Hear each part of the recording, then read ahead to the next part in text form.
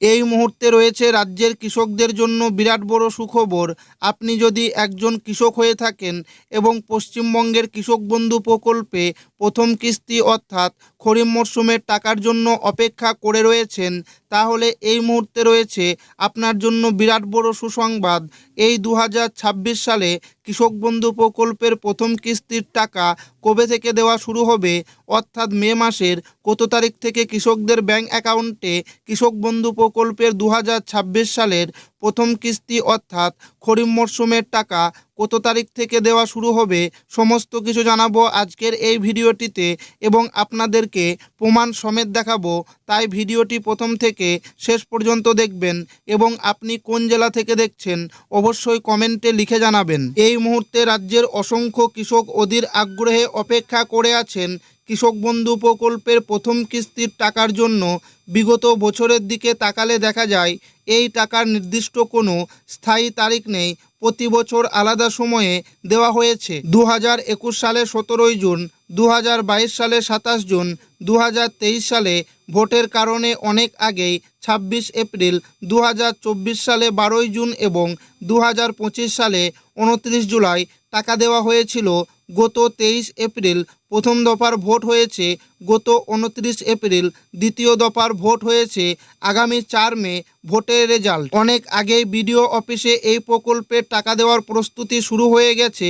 পুরনো কৃষকদের ক্ষেত্রে অনেক সময় ডিডিএ অ্যাপ্রুভ ধাপটি না এসে সরাসরি অ্যাকাউন্ট ভ্যালিড হয়ে যায়, কিন্তু নতুন কৃষকদের ক্ষেত্রে প্রথমে ডিডিএ অ্যাপ্রুভ এবং তারপর অ্যাকাউন্ট ভ্যালিড দেখা যায়। তাই স্বাভাবিকভাবেই পুরনো কৃষকরা নতুনদের তুলনায় একটু আগে টাকা পেতে পারেন। সাম্প্রতিক বিভিন্ন রিপোর্ট অনুযায়ী জানা যাচ্ছে মে মাসে টাকা দেওয়া শুরু হতে পারে।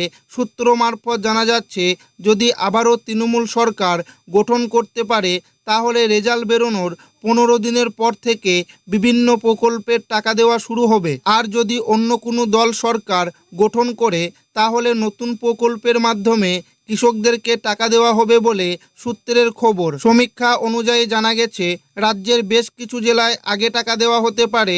এর মধ্যে রয়েছে নদিয়া, মালদা, কোচবিহার, হাওড়া, পূর্ব ও পশ্চিম মেদিনীপুর, বাঁকুড়া, বীরভূম, পুরুলিয়া, উত্তর ও দক্ষিণ দিনাজপুর, উত্তর ও দক্ষিণ 24 পরগনা, হুগলি এবং পূর্ব ও পশ্চিম বর্ধমান সহ আরও কয়েকটি জেলা। এছাড়াও যেসব কৃষক নতুন করে জমি কিনেছেন এবং কৃষি অফিসে গিয়ে জমির পরিমাণ বাড়ানোর জন্য আবেদন করেছেন তাদের জন্য সুখবর রয়েছে।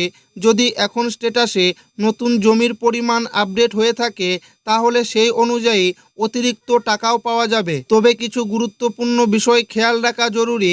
যেসব কৃষকের স্ট্যাটাসে আধার নাম্বার দেখাচ্ছে না তাদের অবশ্যই দ্রুত কৃষি অফিসে গিয়ে আধার লিঙ্ক করতে হবে।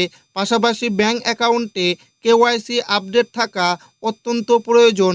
আগের রবি মরশুমে দেখা গিয়েছিল শুধুমাত্র কেওয়াইসি আপডেট না থাকার কারণে অনেক কৃষক টাকা পাননি।